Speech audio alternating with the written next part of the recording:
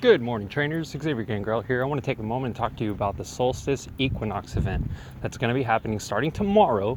So what's going to happen is Niantic's going to release this event so that you can hatch Pokemon a lot faster by buying box of items within the shop. One of the items that is very exciting is the super incubator. What it's going to do is it's going to have maybe so you can hatch your Pokemon at 1.5% faster rate than you normally would. Also, during this event, you're going to get double Stardust for hatching Pokemon and catching Pokemon. Now, this is key because Stardust right now is ridiculously hard to get. I mean, you literally have to catch a ton of Pokemon, plus have to hatch your eggs, which requires a ton of walking, which I don't have a problem with. I love walking in my neighborhood. I have this trail that goes around the back end of my whole subdivision. But still, for other players, walking can be kind of dangerous depending on your neighborhood. And you know, you really don't want to see people getting hurt. So remember, always stay aware of your areas. Oh, nice, eggs hatching. So with that being said, also what's going to happen is there's going to be 10K Pokemon, basically your Larvatars, Mareeps, and stuff like that. There's going to be hatching out of 2-kilometer eggs. So my tip to you is that when the event starts tomorrow, what you're going to do is you're going to put your 10Ks in your super incubators, your bot incubators inside of, put your 10Ks in your bot incubators, leave your normal incubator, your infinite incubator, and put those on your 2K eggs. So your 10K eggs, super incubator, 10K eggs, and your bot incubators, and you're going to put your 2-kilometer eggs in your infinite incubators. With that being said, also you can get triple XP from adding new Pokemon to your Pokedex.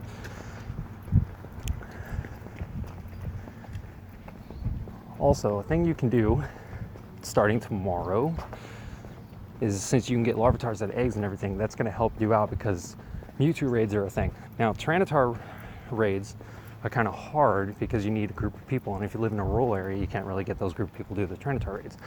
But if you get those Larvatars to hatch, you can get some nice Tyranitars so you can have a counter against Mewtwo, because Mewtwo hits like a truck.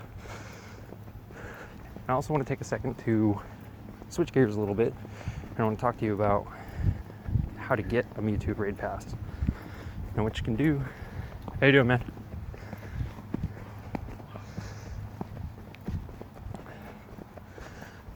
So in order to get a Mewtwo raid pass, what you're going to do is you're going to take on raids as sponsored gyms.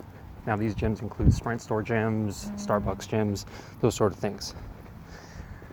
A lot of people were asking in some of the groups that I follow, how do you get the Mewtwo raids? Well, that's exactly how you do it. You got to get those sponsored gyms. Now, Niantic has been rolling them out really slowly. Now, they've been expanded the last few days to include areas like Texas and stuff like that. But I can see in the foreseeable future that they're going to be spread completely nationwide, actually global, which they are. They're spawning in India and Asia and that entire region. So what you can do is try to find your local Starbucks that has a gym, or try to find a Sprint store that has a gym. Defeat the raid boss there. It doesn't matter which raid boss it is, just do a raid boss there. You'll get your Mewtwo pass sooner or later. You can also wait until they try to expand out the Mewtwo raids to all gyms.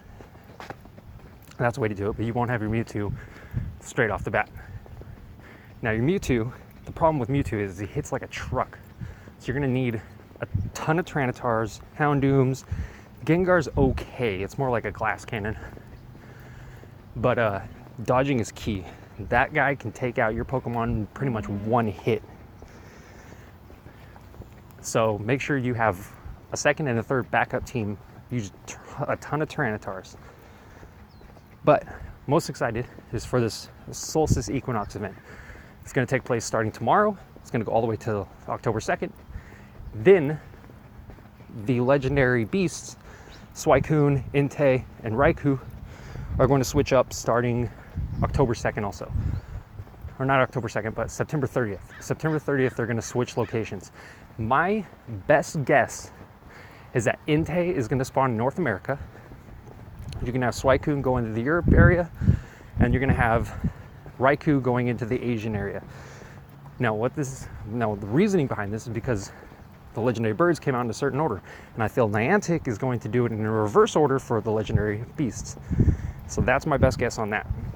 But I want to know, what do you guys have the most questions about?